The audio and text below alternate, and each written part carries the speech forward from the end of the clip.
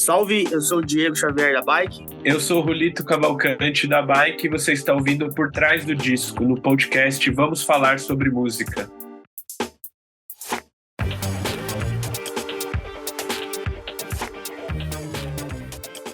Bike, grupo paulista formado por Julito Cavalcante, Diego Xavier, João Felipe Gouveia e Daniel Fumega está de volta com mais um novo álbum de estúdio, Arte Bruta. Para conversar sobre o trabalho e o processo de gravação que contou com a assinatura do produtor Guilherme Held, que já trabalhou com o Criolo e Jardim Macalé, eu, Kleber Fak e meu amigo Nick Silva recebemos os integrantes da banda para mais uma edição do Por Trás do Disco. Oi pessoal, eu sou o Kleber Fak. Eu sou o Nick Silva. E no programa de hoje nós recebemos os queridos e psicodélicos da banda paulista Bike aqui para conversar sobre o novo trabalho de estúdio deles, Arte Bruta. Sejam muito bem-vindos. Obrigado. Salve, obrigado. Gente, 5º álbum de estúdio, o primeiro pós-pandemia. Daqui a 2 anos vocês vão completar 10 anos de carreira da Bike, assim, é uma estrada longa. Nesse meio tempo, assim, muita banda já nasceu, já sumiu, muito artista desapareceu. Vocês seguem fortes aí com esse disco novo, Arte Bruta. E eu queria perguntar o que esse trabalho ele representa para a banda de maneira geral, assim, ainda mais depois desse cenário turbulento pós-pandemia. Cara, esse álbum... Bom, a gente, desde o começo da banda, veio no embalo de lançar 4 discos em pouco mais de 4 anos, quase 5 anos. E a gente estava nesse embalo de fazer a turnê do Quarto Templo em 2020. E ela até começou ali no final de 2019, mas foi interrompida, né, já no início de 2020. Aí a gente tinha essa ideia de já ter um novo álbum em 2020, mas aí tudo parou. A gente ficou realmente, acho que uns 6 meses sem se ver e tal, até boa final ali do segundo semestre de 2020. E aí deu aquela segurada na onda. E 2021 a gente gravou uma session de cada disco e chegou na conclusão que estava na hora de fazer um disco novo. E começou a juntar algumas ideias. E foi bom, porque deu uma renovada, assim. A gente estava tanto naquele embalo de fazer disco, fazer turnê, fazer disco, fazer turnê. Fazia tempo, né? Acho que desde o primeiro álbum que a gente não parava para pensar um álbum do início, passar por todos os processos, ter um produtor, né, acompanhando, gravar fora do estúdio do Diego. Então foi um jeito novo pra gente, acho, de fazer esse álbum, assim. Foi importante e acabou renovando, assim, mesmo as energias depois de 2 anos sem tocar, 2 anos sem lançar nada, sem gravar. Foi muito importante, assim. Boa. E o que vocês acham que o peso da pandemia mesmo, tipo, esses 2, 3 anos totalmente parados, fez com a música de vocês, assim? O que você acha que a direção que tomou depois disso? Cara, eu não sei. A gente ficou o primeiro ano sem se ver, sem tocar praticamente. E acho que cada um foi indo para ouvindo coisas diferentes, assim, ou mergulhando mais em algumas coisas que a gente trabalhou de forma ainda meio rasa no Quarto Templo, assim. Algumas coisas que começaram a surgir no Quarto Templo, mas que a gente não pôde explorar tanto. E a gente teve tempo de se aprofundar em algumas dessas referências e também conhecer coisa nova mesmo. No final foi bom, assim, porque a gente estava, acho que já quase começando a repetir algumas coisas. E esse álbum deu um novo caminho, assim mesmo. Eu acho que a gente conseguiu explorar coisas novas que a gente não tinha explorado nos outros 4 álbuns. Perfeito. E teve as sessions, né? No final da pandemia a gente ganhou uns editais e acabou fazendo uma série de sessions que a gente meio que resumiu a nossa discografia, né? O fato de ter que tocar música velha, tipo, revisitar a discografia que a gente já tinha feito, com essa calma, né, que a pandemia impôs pra gente, deu pra sacar muita coisa, assim, como o que funcionava melhor pro Bike, assim, tanto como eu acho, como discografia, quanto pra gente também ao vivo, né? E esse lance que o Júlio falou, cara, cada um realmente foi meio que se especializando e caiu numa vibe aí na pandemia sonora diferente, que depois, quando a gente foi fazer o Arte Bruta, assim, tipo, caralho, cada um tava numa brisa e isso Depois o Gui conseguiu condensar todas essas brisas ali e reunir, né? Não ficou só a gente quebrando cabeça. Vamos falar sobre o Guilherme Held aí, como que partiu esse contato com ele que é um cara que circula aí por diferentes projetos aqui da cena paulistana, trabalhou com Criolo, trabalhou com Jardim da Macalé, é um cara que produz muita coisa, tem seus próprios trabalhos em carreira solo, mas como que foi o contato de vocês com ele? Por que vocês escolheram ele especificamente para esse disco? O Gui, a gente conheceu vendo ele tocar, né, com vários artistas, assim.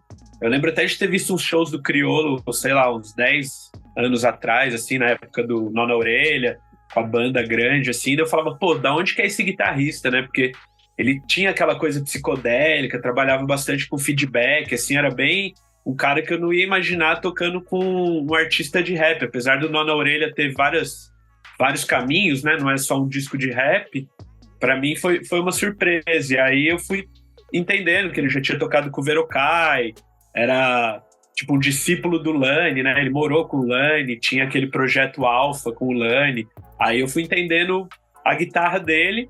E aí eu lembro que a gente já tinha feito o Quarto Templo pela primeira vez com um produtor, que foi o Apollo 9 e o Renato Cohen. E o Apollo vem muito do lance dos sintetizadores e da teclas. Música eletrônica ali, né?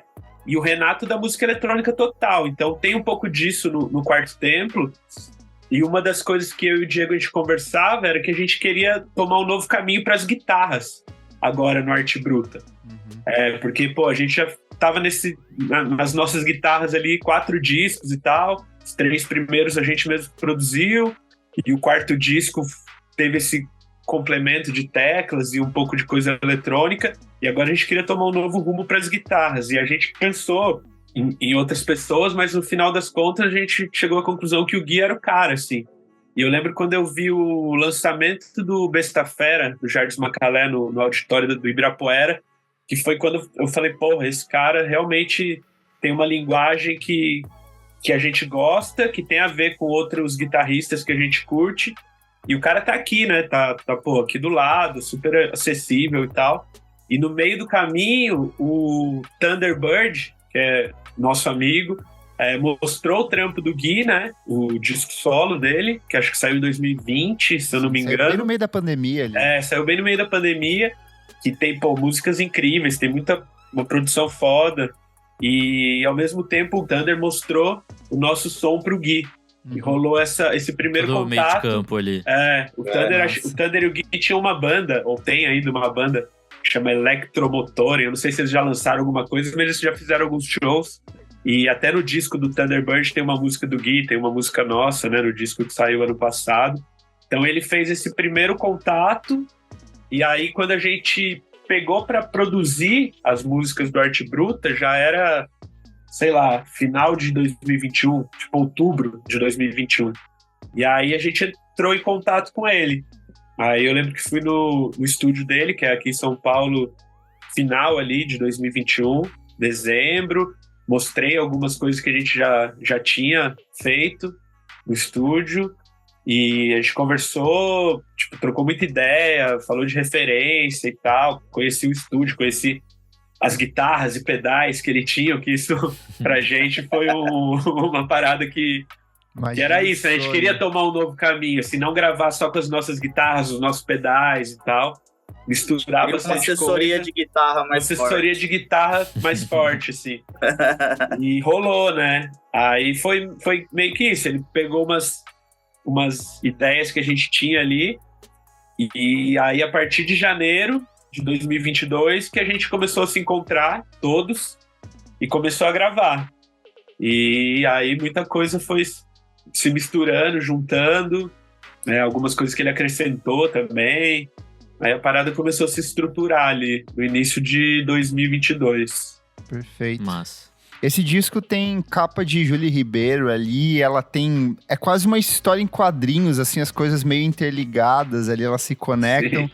E eu sinto que de uma forma ou de outra ela dialoga também com o próprio conceito do disco. Eu sinto que muitos dos temas meio que ficam circulando ali dentro do disco, ele é um trabalho bem homogêneo. Queria que vocês comentassem um pouco dessa questão estética aí dentro do disco e desse conceito por trás do álbum ali, onde tem algumas frases que se repetem ao longo dele ali, esse conceito do além ambiente, além céu. Conta um pouco sobre isso aí pra gente. A arte, o nome, né, veio antes da arte, antes do disco ficar pronto. Arte Bruta foi um movimento, né, criado ali na França, que era basicamente... não tinha muita regra, não tinha muita teoria em cima das artes que eram criadas por crianças ou pacientes de hospitais psiquiátricos e pessoas que não tiveram estudo, né, ligado à arte, assim, que nunca estudaram arte.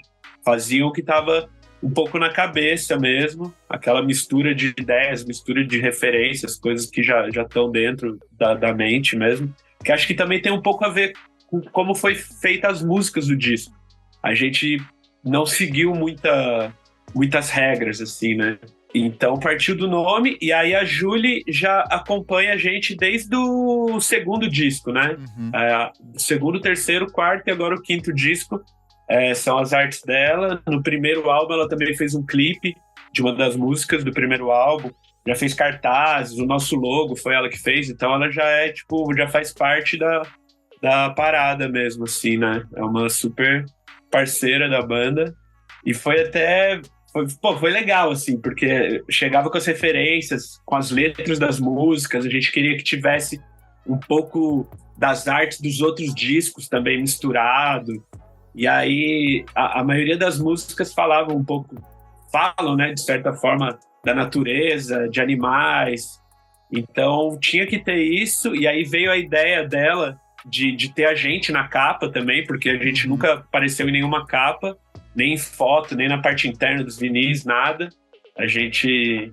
Difícil até fazer uma foto promo, assim, a gente tem essa dificuldade de fazer vídeo, foto e tal. A gente foi fazer foto promo esse ano, mas ficaram boas as fotos, ficaram boas. Esse ano que esse ano que a gente levou um pouquinho mais a sério, a gente sempre teve essa dificuldade. E aí ela veio com essa ideia, todo mundo curtiu, até a contracapa, que é o vinil, continua o desenho, tem a gente também. Aí ela trouxe essas ideias de ter a gente na capa, de usar alguns elementos das outras artes e de basear tudo também nas letras e no conteúdo das músicas, né? Porque se a gente pega o Torto Santo, são várias pequenas músicas dentro de uma só, assim, são 3 minutos tem muita coisa acontecendo, e acho que a capa também tem essa coisa acontecendo, assim, de um desenho tá por cima do outro, um se liga ao outro, como se fosse uma coisa só, e sem seguir muita regra mesmo, assim. Uma das coisas que a gente conversou muito enquanto estava fazendo a arte era meio que isso, não deixar perfeitamente colocadas as coisas, sabe? Era para ter essa sobreposição, era para ter essa ligação com elementos que naturalmente a gente não vai ver interligados, seja na natureza ou numa paisagem urbana, assim, ou coisas que talvez a gente nem exista mesmo, assim, sei lá. A gente quis misturar muita coisa, e as cores, a paleta de cores também, que chegou num lugar bem legal. E acho que tem exatamente isso, a capa tem a ver com o que tá gravado, com o que aconteceu com as músicas, Boa. Acho que tá muito ligado. Vamos pras faixas, então? Bora. Vou pegar já logo de cara 2 aqui por uma, porque elas são meio que conectadas quase. O disco começa com a instrumental Arco Verde, e aí é uma das marcas desse disco que a gente tem aqui, se não me engano, 3 ou 4 músicas instrumentais. E logo em sequência ele já emenda com a Lei Ambiente, que eu sabia que eu não tava louco quando eu ouvi a primeira vez, que eu lembrei que vocês lançaram essa música em 2021, Sim. Só que ela era bem diferente da versão atual, né? Essa versão atual ela tem um outro tratamento, ela tem essa estrutura que evoca ainda mais o Fuga número 2 dos Mutantes, ainda na levada da voz. Comenta um pouco como que é esse ato de abertura aí dessas 2 canções, por que vocês escolheram elas para abrir o disco? Então, o disco, assim, ele foi pensado... A princípio seriam 2 grandes faixas para a gente lançar um vinil lado A, lado B. E aí o lado A começaria ali com a Lei Ambiente e iria até Clara Luz. E o lado B começaria que vai da terra ao céu e acabaria em A Queda do Céu. E aí as introduções e a música final, a Yaripó, do lado B, acabaram sendo criadas no estúdio. Uhum. Então eram duas músicas grandes, e aí a gente Fase pensou que prog poderia... do bike. era pra ser mesmo, assim. Tipo, a Lei Ambiente, tanto que chamava Lei Ambiente 1, a Lei Ambiente 2, a Lei Ambiente 3, que era a Lei Ambiente, o Torto Santo e Traço e Risco. Aí a gente mudou o tom de cada uma para não ficar exatamente igual. E Clara Luz e Filha do Vento e Clara Luz também era uma música só, basicamente. E as três partes, instrumental e Santa Cabeça, são as 4 músicas que estão na sequência ali, acho que a 9, a 10, a 11, a 12, era uma música só também que a gente partiu, porque acho que ia ser meio complexo lançar 2 músicas de 15 minutos assim nas plataformas e Sim. tipo, até para trabalhar single e tudo mais. Então a gente foi repartindo, mudando o tom, e aí começou a surgir essas pequenas vinhetas para dar uma separação maior. Daí entrou Arco Verde, que é esse primeiro riff que vai dobrando até chegar na introdução de Além Ambiente. Entrou Cedro ali no meio para dar essa quebrada na sequência da Além Ambiente 1, 2 e 3. E aí a gente também acabou criando essa outra introdução, porque seria o lado B, que é Além Céu, e fechou com o Yaripó, como se fosse uma... para fechar mesmo, uma grande música de encerramento, quase um, sei lá, um retorno ali, um presságio, alguma coisa do tipo. Mas basicamente a ideia era ter uma introdução instrumental, por isso Além Céu, que chegou a ser por um momento a introdução do lado B, aí no final das contas ela virou a introdução do lado A, que ela é bem curtinha. E Além Ambiente um pouco por isso, porque ela já tinha sido lançada e algumas pessoas já iam se ligar nela, iam se familiarizar a ela. Então a gente não queria jogar ela muito para frente do disco, assim, já deixar ela logo de cara. E tem essa semelhança com Fuga número 2, que acho que veio, sei lá, né? Acho que a gente é muito... Eu gosto muito de Mutantes, sempre ouvi muito Mutantes. Acho que talvez seja a banda que eu mais gosto, assim, do Brasil. Talvez não os discos que eu mais goste sejam os do Mutantes no Brasil, mas acho que a banda, como o conjunto todo e tudo que veio a ser a carreira solo de cada um, toda a história, né? Tudo que eles fizeram parte ali da Tropicália, acho que seja a banda mais representativa.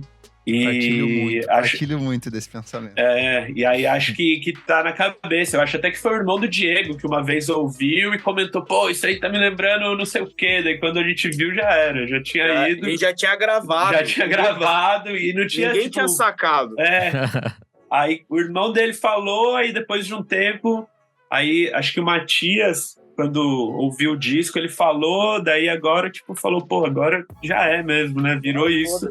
E virou uma homenagem meio sem querer, assim. Perfeito. A gente chega em Torto Santo, ela não me parece, sei lá, tipo um pós-tropicalismo ali. Eu gosto muito da dinâmica dela, assim.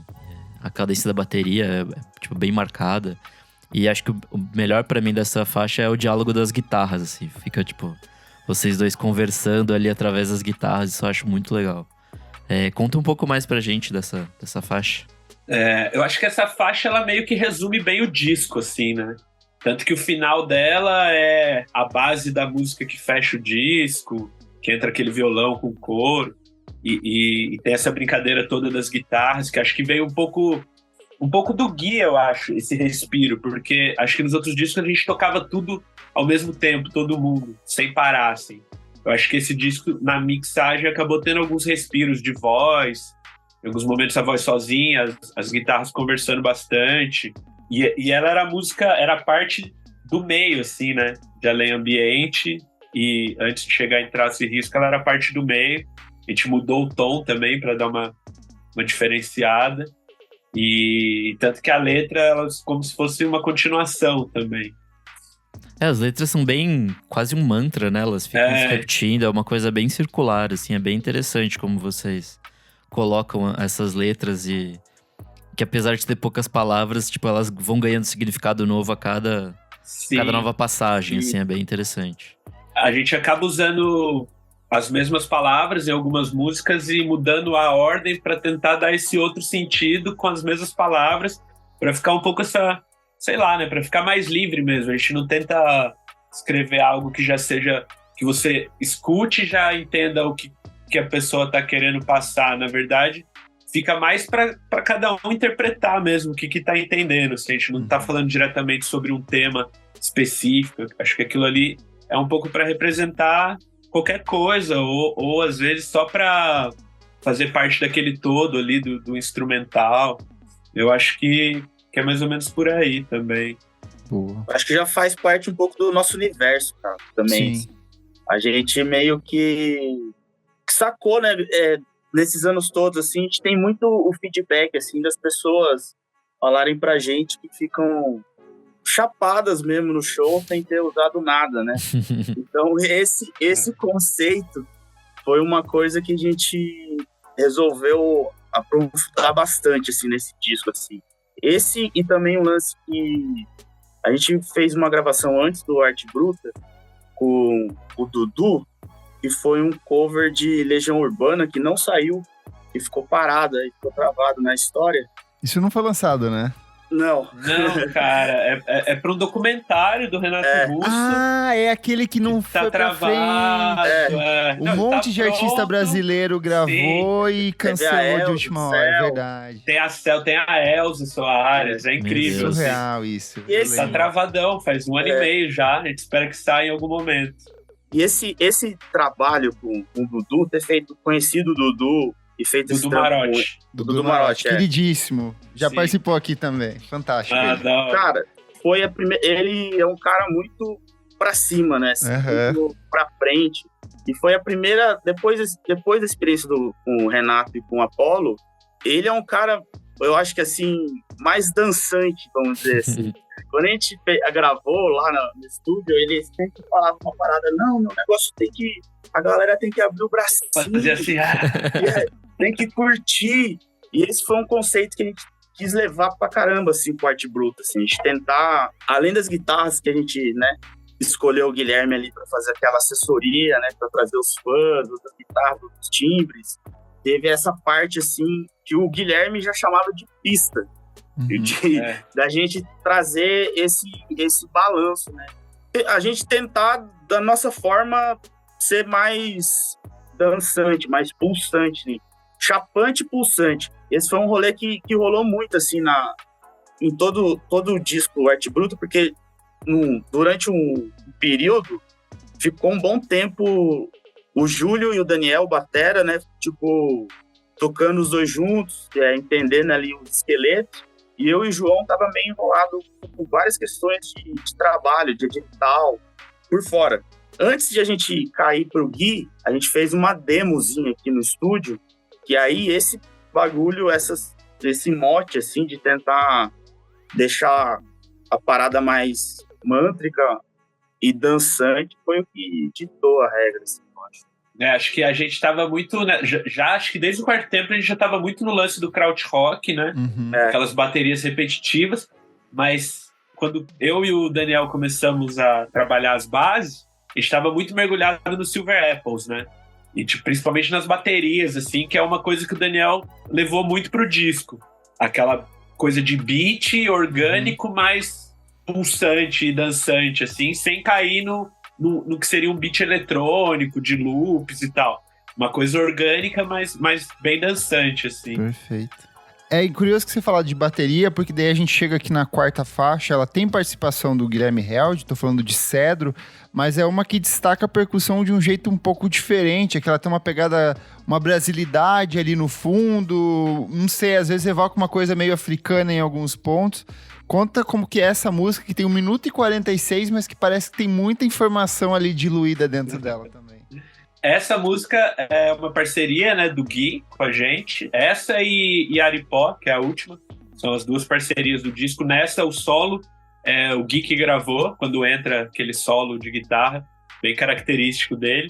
E isso foi uma das coisas que o Gui trouxe também, a percussão, que a gente sempre usou nos discos, mas sempre ali de fundo, uma panderola, né, um efeitinho, uma coisinha ou outra, e ele quis trazer muito isso. Acho que o Daniel gravou percussão em praticamente todas as músicas, e essa acho que principalmente veio muito, foi uma mistura muito Brasil, não Brasil assim das referências, né, porque um dos discos que a gente também ouviu muito durante todo o processo foi o Krishnanda, do Pedro Santos. Sim, maravilhoso. Que, tipo, acho que foi a grande referência pra parte percussiva, né? E o Gui também ama esse disco, e todo mundo gosta pra caramba Ele é um desse puta disco. estudo de ritmos esse disco. Nossa, né? é muito foda. E a capa também é muito foda. As letras são muito legais, das músicas que tem letras e tal. E, ao mesmo tempo, na hora de escrever a letra, eu tava muito na pira do Dorival Caymmi. A gente tá ouvindo aquela repetição dele, o vento, vento, vento, o mar, o mar, o mar. E aí, quando entrou essa música, eu falei, puta, vai ser uma parada meio assim. E foi uma das poucas letras que eu escrevi no estúdio, né? Porque como essa música não existia, partiu do Gui, o riff. Aí, quando caiu pra escrever... E a ideia do Gui também era pra quebrar um pouco aquela sequência das 3 músicas ali. Ela contrasta bastante. É como se a gente tivesse tirado a cabeça pra respirar de algum lugar, ou como se a gente tivesse, tipo, acordado da viagem e depois você volta de novo. Que acontece também um pouco, às vezes, isso, né? E aí é por isso, aí ela é rápida e, na verdade, ela cresceu, né? Porque ela meio que acabava no solo do Gui e aquele final que é quase um coco psicodélico ali com o coro e tal, nem tinha, entrou ainda depois, era pra ela ser uma vinheta ainda menor. E, pô, foi um trampo foda, assim. É uma parada que acho que é a mais marcante, assim, da parceria mesmo, assim. Que o Gui conseguiu trazer a guitarra dele e a gente conseguiu fazer os arranjos totalmente diferente de qualquer coisa que a gente já tinha feito, mas conseguindo explorar todas essas novas referências que eram mais atuais pra gente, assim, e que era totalmente Brasil, né? Percussão do Pedro Santos e um pouco da poesia ali do Dorival Caymmi e tal. Bonito demais. Boa. A gente chega em Trace Risco. Ela, pra mim, ela resume bem o disco, assim. Ela parece brincar bastante com sentidos, assim. Acho que ela fica juntando, sei lá, tipo, ruidoso e uma coisa mais serena, um áspero e um macio. Então ela fica nesses contrastes de textura, de timbre. Daí fora os mantras, né? Que aquela coisa que a gente tinha falado, de ser uma coisa bem reducionista, mas que conversa, fala muita coisa, né? Conta pra gente como foi fazer essa música e por que colocar ela bem, né, depois dessa outra faixa que vocês tinham comentado. Pra mim ela é a mais prog. E a mais difícil. É a mini prog. A gente prog. Começou a ensaiar ela, acho que sexta, e ensaiou ela sexta e terça, e foi todo mundo queimando o cérebro pra conseguir tocar, assim. Tá difícil. Que vale lembrar também que, assim, a gente gravou o disco no ano passado e não tocou o disco, né? Então a gente tá meio que pegando as músicas agora, assim. Então tá sendo esse outro processo de redescobrir as músicas, algumas coisas até rearranjar, né, pro ao vivo. Então tá sendo bem louco, assim. Tá sendo muito foda, é um bagulho que a gente nunca fez, eu acho, também. Mas ela entrou ali porque, na verdade, ela era a terceira parte, e aí entrou essa ideia de ter uma coisa diferente, que foi quando entrou Cedro, e ela, tipo, são aqueles 2 minutinhos ali muito tenso e acaba com aquela mudança de tom ali no final, bem torto, as guitarras entrando, saindo, a bateria frenética, meio que era pra ela ser um encerramento, né? Então acho que por isso que entrou nessa... E ela é tipo mini prog, né? Em 2 minutos acontece muita coisa, a letra repete ali rapidinho, um pedacinho, assim, você nem tá esperando que vai entrar a letra, entra rapidona, acompanhando a guitarra e tem aquelas mudanças de tempo. E aí, aquele finalzinho, depois que canta, são tipo 5 sequências de riffs que são completamente diferentes. E tudo muito rápido, e um correndo atrás do outro, assim, um pouco aquela coisa que acho que vem ali também do krautrock, das coisas estarem se encontrando e desencontrando, aí elas se encontram no momento jazz, que se encontra. Né? Tipo... Exatamente. E, tipo, foi uma loucura. E ela também, a gente acabou mudando o tom, né? Eram as 3 no mesmo tom, aí a gente só manteve ela em ambiente, aí mudou o Torto Santo, a gente acho que aumentou um tom e Trace Risco abaixou o tom, ou o contrário, não lembro também. Que agora a gente tá refazendo pra tocar tudo no mesmo tom, assim. Então foi uma experiência foda, assim, pra gente. A gente chega agora em mais uma canção que eu acho fantástica, que é Filha do Vento. Pra mim, ela vai muito no embalo ali do Em Busca da Viagem Eterna. Eu sempre acho que vocês colocam umas referências de filmes, uns significados ocultos. Eu fico tentando desvendar o que vocês estão tentando colocar ali. De novo, eu acho que ela é uma dessas que cai numa coisa meio kraut ali. Eu acho que ela tem uma guitarrinha que, vez ou outra, evoca um Sonic Youth, quando o Sonic Youth tentava fazer uns kraut também. Gosto demais dessa. Conta um pouco mais sobre Filha do Vento. E o que se esconde por trás dessa canção?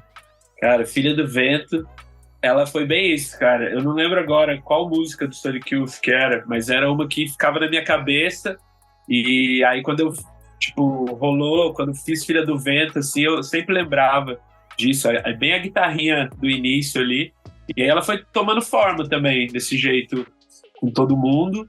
As guitarras trabalhando, tem aquela coisa meio tensa ali no final, que na verdade emenda com Clara Luz, né? É tipo a continuação do riff ali e vira outra música, que a gente também quis diminuir. E acho que a bateria dela é bem marcante, né? A bateria e o baixo era bem o que o Gui falava de pista, assim, ela joga pra frente, assim, tudo, e as guitarras conseguem ficar livres e brincando. E aí, de novo, veio a mistura que eu costumo fazer nas letras, assim. A ideia era falar do tempo e do vento, e aí mexendo algumas palavras para cada frase dar um sentido diferente e ficar uma poesia bem livre. E aí vem o lance do além, de novo, que também já liga com o além ambiente, com todo o resto ali do lado A. Tá foda decorar essa letra pra cantar, eu errei quase a turnê inteira nos Estados Unidos. Ela é quase uma oração em alguns momentos, ali é quase uma coisa meio mágica, tipo, você tem que pronunciar as palavras corretas, senão esse feitiço não funciona. Ali. Exato, é tipo isso, no ensaio tipo direto isso. Eu erro, assim. Eu fico, puta merda. Mas eu consegui acertar no QXP e consegui acertar no Cultura Livre. Assim. Não, Cultura Livre ainda a gente teve que refazer 3 vezes, porque eu errei, tudo certo, eu errava a letra. Virou ela meio que trava, assim, né? Mas eu gosto muito de fazer isso, acho que é uma brincadeira interessante. E às vezes até eu escrevo, assim, e depois eu começo a chegar nos significados bem depois, assim. Essa é uma que eu ainda tô... Algumas coisas eu sei o que eu tô falando, outras eu ainda tô procurando o sentido dela, mas eu acho que no final tudo se encaixou e ficou uma parada legal, assim. E também ficou... Acho que talvez ela é a música que a letra mais tá encaixadinha, assim. Sim. Acompanhando a música o tempo inteiro, assim, sem dar aquela coisa de muita onda e tal. Eu gosto muito, assim, acho que é uma das minhas preferidas, assim, da letra, apesar da dificuldade de lembrar. Perfeito. Boa, a gente vai pra Clara Luz.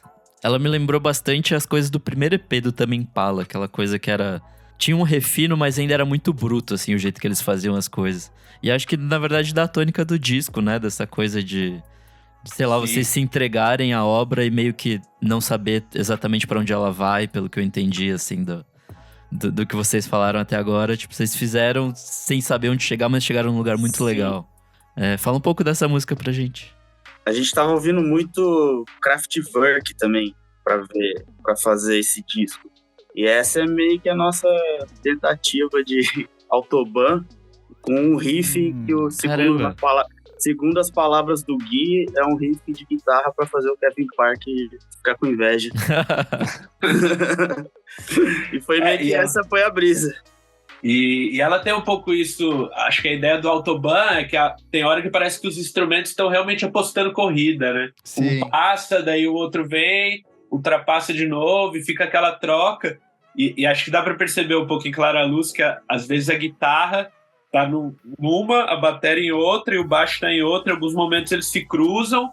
E aí também a parte que é cantada, ao invés dela começar junto onde começa a estrofe, assim, o início da música, começa a cantar no último acorde daquela sequência, ao invés de começar normalmente uma música tradicional, a música pop faz, de entrar sempre na cabeça, a gente entra no final e termina no que seria a cabeça da música, assim. E dá aquela sensação do que fala um pouco da letra. Os pássaros voam de um lado ao outro em alvoroço, assim. Dá aquela misturada. E é meio que isso, ela poderia ter, tipo, 5, 10, 15 minutos e a gente ficar repetindo. e os instrumentos A ideia pro passando show aí, pelo outro. Essa tá difícil também, mas tá rolando. Foi do trabalho, tá saindo. E aí foi isso. E ela era meio que um finalzinho mesmo de clara luz, assim, porque a gente dá aquela segurada ali de Filha do Vento, né? Dá aquela segurada no último acorde e daí já desce e começa a corrida ali pela guitarra e as coisas vão entrando, se encontrando, desencontrando, se encontrando. E o final também vai mudando de tom. Putz, foi meio um progzinho, assim, doido. E acho que quando entra, né, aquela guitarra solo com fuzz e phaser, que remete a essas primeiras coisas do Tame Impala, assim. E foi também quando queimou aquele pedal de phaser do Gui, né? Do Gui. A gente queimou o pedal. Foi a última... Depois de gravar. Foi a última gravação. Foi a última gravação. Já era. Ficou registrado aí. Não tem mais conserto. Entendendo agora o disco como uma obra de 2 atos, assim, faz até mais sentido quando a gente chega agora na 8ª faixa, que é a Lencel, porque ela começa, assim, totalmente atmosférica, ali uma guitarra bem minimalista no começo. Lembrou muito The XX, tipo, aquela... Caralho. De cara, assim, uma coisa meio... A guitarra vem num espaço escuro e ela vai crescendo. Só que, de repente, a gente envereda pra uma coisa meio acústica, meio folk, depois umas misturas de elementos. Ora me evoca, sei lá, os segundos atos de discos do Pink Floyd, ora me lembra algumas coisas do Animal Collective, dessa colisão de ideias, de coisas assim. E eu acho que ela meio que aponta a direção pra tudo que acontece nessa segunda metade aí do disco, né?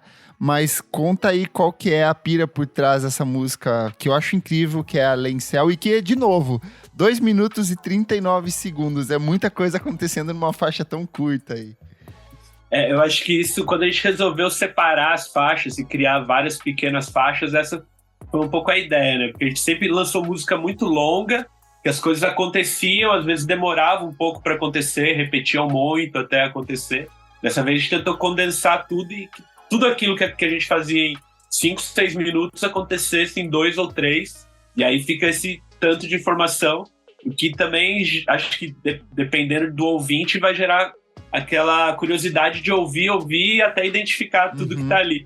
Eu como ouvinte adoro fazer isso, assim, de pegar os discos e tem coisas que até hoje eu ouço e sei lá, principalmente, esses dias eu peguei pra ouvir o New York City Ghosts and Flowers e até hoje eu tô decifrando coisas daquele álbum lá de tanta tão genial que é. E acho que a gente quis brincar um pouco com isso. E aí esse riff a gente também gravou numa velocidade, mixou em outra, aí ele parece que vai acabar e entra uma coisa de violão, quase meio Beatles, assim, eu diria, aquelas canções de violão. E aí entra sitar, que é uma parada que também pegou muito a gente, acho que nas viagens para Inglaterra, assim, a questão da música indiana e tudo mais. Tem um amigo lá nosso que é um pesquisador de cultura hindu, e ele mostrou muita coisa pra gente, e chegou a fazer alguns shows com a gente, tocando tampura e tal. A capa do single de Ali Ambiente... É uma foto dele, lá no Nepal. Que legal. E acho que aí a gente conseguiu colocar tudo. Tem tabla, depois entra os pássaros, que a gente acabou de falar dos pássaros na música anterior. Então acaba pegando várias coisas que vai jogando para várias músicas. E veio aquela ideia também de ter pensando no vinil, né? Aquela abertura pro segundo ato. Bem Sim. Isso, como o Pink Floyd fazia e tal. Essa coisa que vem do prog, do psicodélico, assim, e pensado pro vinil. Aquele segundo ato, tipo, bem além céu. E aí todas as outras músicas estão falando do encontro da terra com o céu. Santa Cabeça, que não me deixa pôr os pés no chão, ou seja, está flutuando no espaço. Depois a queda do céu e cai em Yaripó, que é tipo o nome da montanha mais alta, né, do Brasil. Então você cai do céu nessa montanha e tem o último ato ali dos mandamentos em cima da montanha. Então esse lado B conta realmente uma história bem grande, assim. Apesar de muita coisa... Não tava maluco, não. Eu sabia que tinha alguma coisa. E acho que até essas coisas instrumentais... Era para ser mais instrumental ainda. Acabou entrando letra, porque o Gui falou, não, cabe uma letra aqui e tal. Aí a gente foi colocando as letras. E aí é meio que isso. Essa mistura toda de referências e de coisas, da mixagem maluca do Gui. para chegar nessa abertura grandiosa de 2 minutos e pouco, que acontece muita coisa, assim. Eu acho que ficou legal, assim, eu gosto muito. Bom, então já que a gente já sabe, né, que todo esse lado é uma história só, né? Fala um pouco mais pra gente do Que Vai da Terra ao Céu. E já emenda com o Encontro do Céu e com a Terra Isso. aí também, né? Porque elas parecem meio que canções irmãs ali, são 2 pelo preço de uma aí. Elas me passam um senso muito cinematográfico, assim. Sabe quando você tá no filme e aí tem aquela montagem que o personagem principal tá, tipo, sei lá, pensando e revendo as merdas que ele fez no filme, aí ele vai ter a redenção dele logo mais. Pra mim, esse é a hora do filme, assim. Tipo isso. Bom, essa acho que foi quando a gente começou a ensaiar, eu e o Daniel, essas 4 que vem na sequência agora, eram uma coisa só, e ela tinha tipo uns 12 minutos, às vezes tinha 16, às vezes tinha 20, a gente nunca sabia onde ela ia parar, né, quando a gente gravava.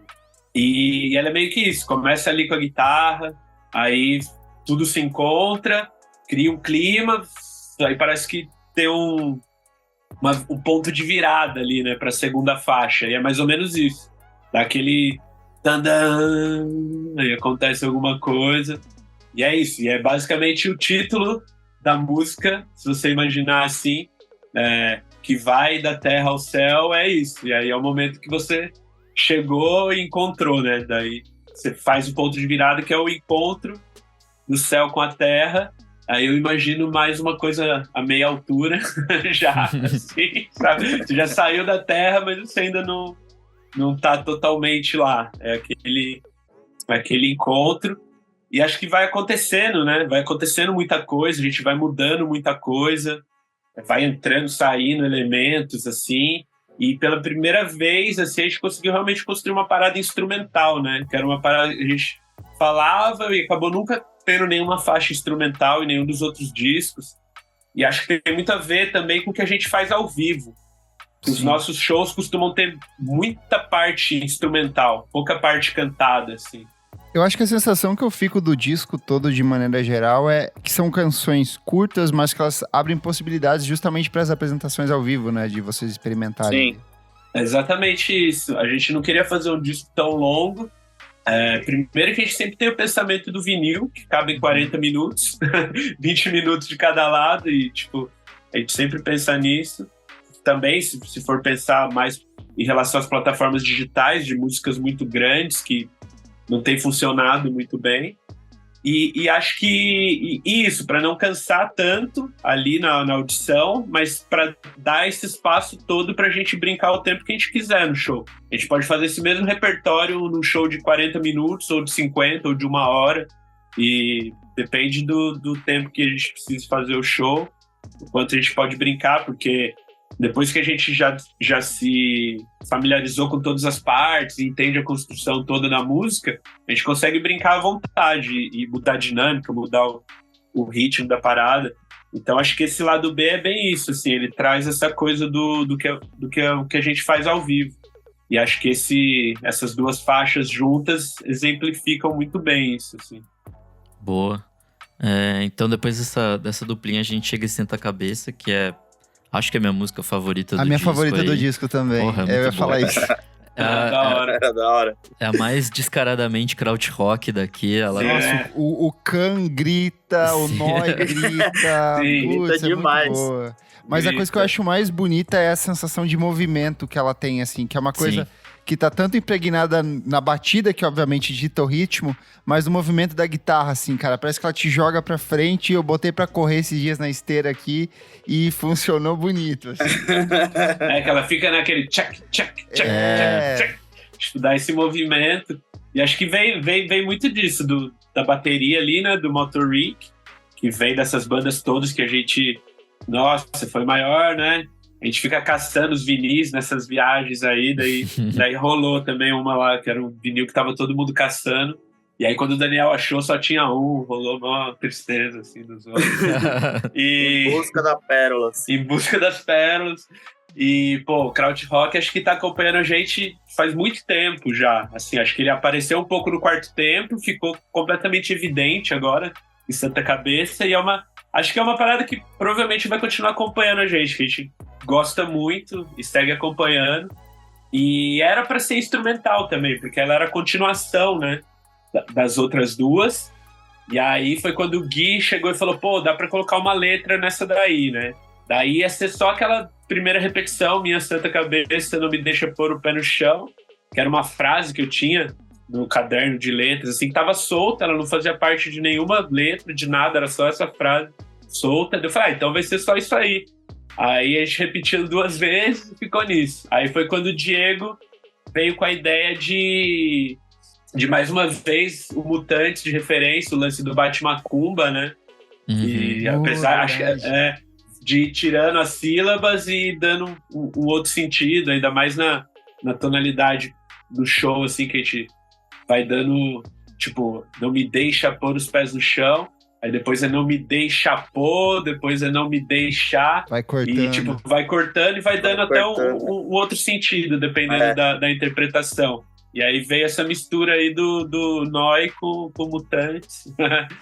E foi isso. Era para ser instrumental, aí depois só as 2 primeiras frases, depois veio o lance de fazer essa jogada. E o final também, que dá aquela caída, assim, que, sei lá, remete talvez um pouco ao Brian Johnson mesmo, essas coisas psicodélicas que a gente gosta, e aí acabou entrando de novo a frase inteira, sendo repetida para ficar talvez mais claro o que a gente estava falando. E acho que é isso. Aí ela meio que praticamente encerra isso, só que aí fica aquela sobrinha ruidosa, que seria a queda do céu, né? E aquela sobrinha ruidosa que já deixa para emendar com a queda do céu. Boa, vamos puxar aqui então já pra derradeira, que a gente tem a queda do céu ali, que é meio que um interlúdio, e aí a gente encerra ali com Yaripó, que ela tem muito da estrutura que a gente ouve ao longo do disco, só que em termos de composição de letra, ela vai para uma abordagem mais declamada, assim, é quase um fechamento, assim, tipo um texto de fechamento, e é uma coisa assim, se fosse um disco de metal, seria aquele fechamento mega catártico ali, do cara meio que declamando uma coisa mega gutural, mas ela traz um fechamento, assim, um pouco mais místico ali pra dentro desse disco. Fala um pouco sobre essa sequência de fechamento aí. Então, a queda do céu é meio que seria o fechamento da Santa Cabeça e das outras 2 que vem antes. A base dela é o início do que vai da terra ao céu, né? A gente repete o mesmo riff de guitarra, e aí entra mais algumas coisas, e tem aqueles ruídos que a gente gravou com um instrumento artesanal de um amigo do Gui também, que ele construiu com uma casca de árvore, que só tem 3 cordas. A gente gravou os feedbacks todo com violino, que era o que o Gui chamava de Velvet do futuro.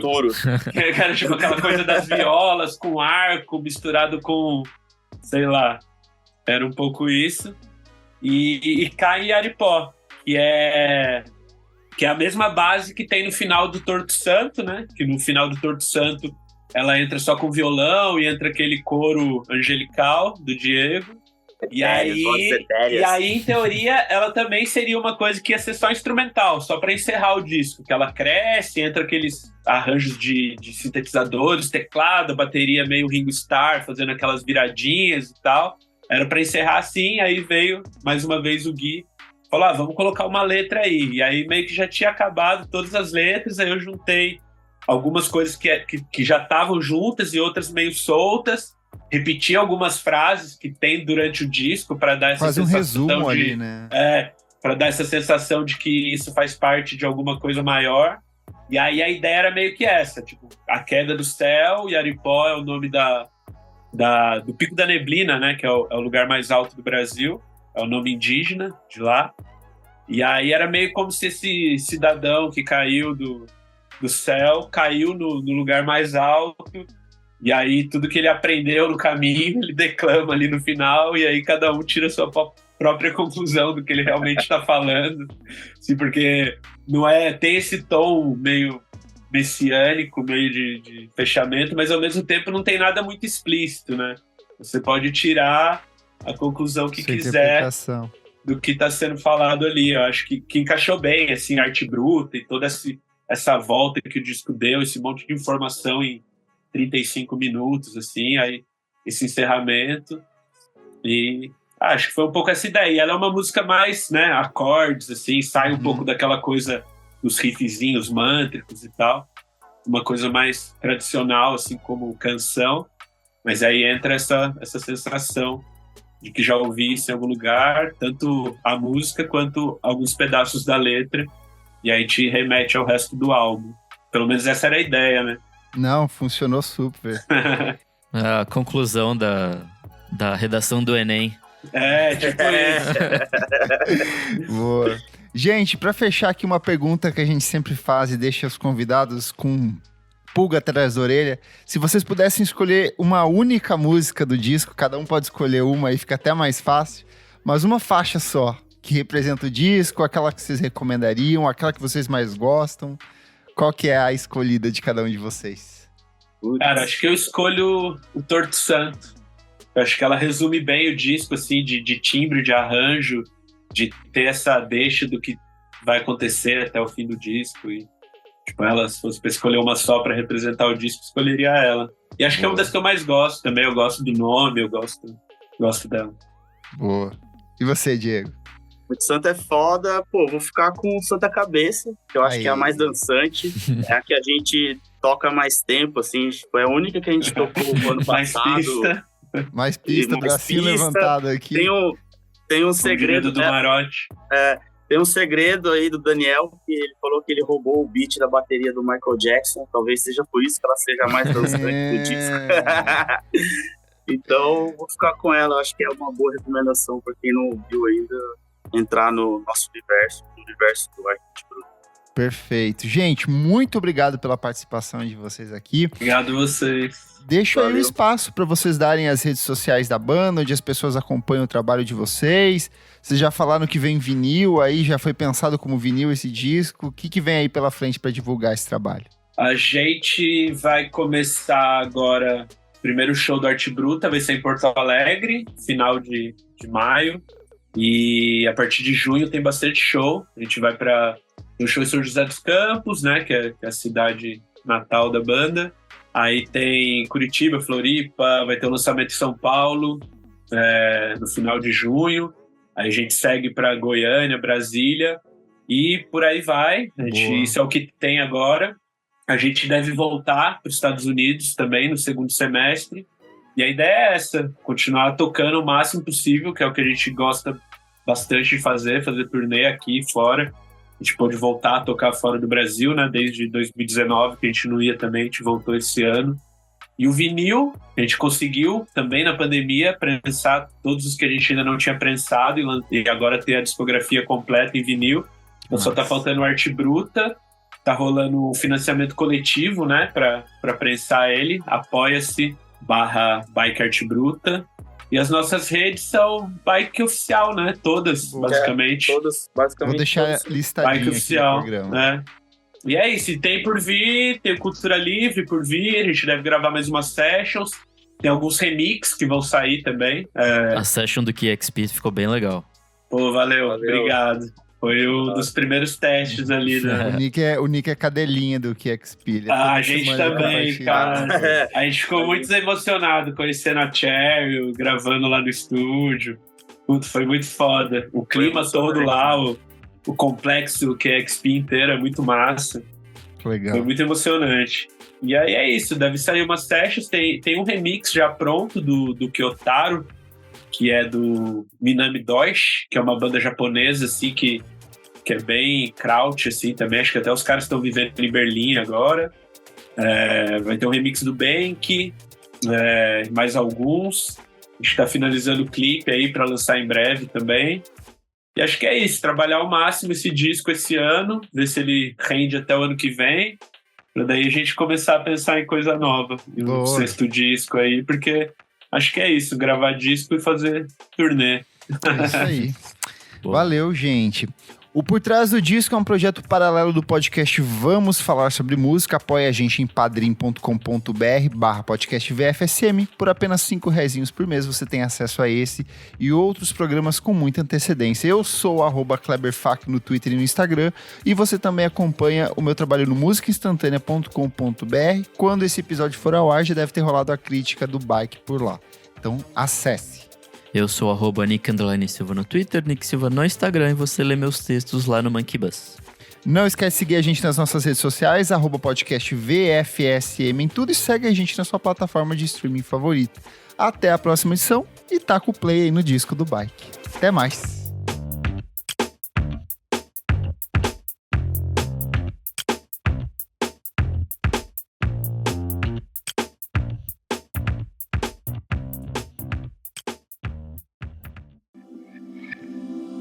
Esse podcast foi editado por Nick Silva.